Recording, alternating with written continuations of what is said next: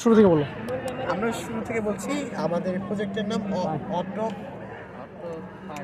Auto fire detector কার। আচ্ছা, এটার মূলত কাজ হচ্ছে পানি দিয়ে আগুন নিভানো। তো এটা হচ্ছে আপনার 24 ঘন্টা কাজ করতে পারে, কারণ এটিতে কোনো মানুষ লাগে না, এটি অটোমেটিক অন করলে কাজ করা শুরু করে।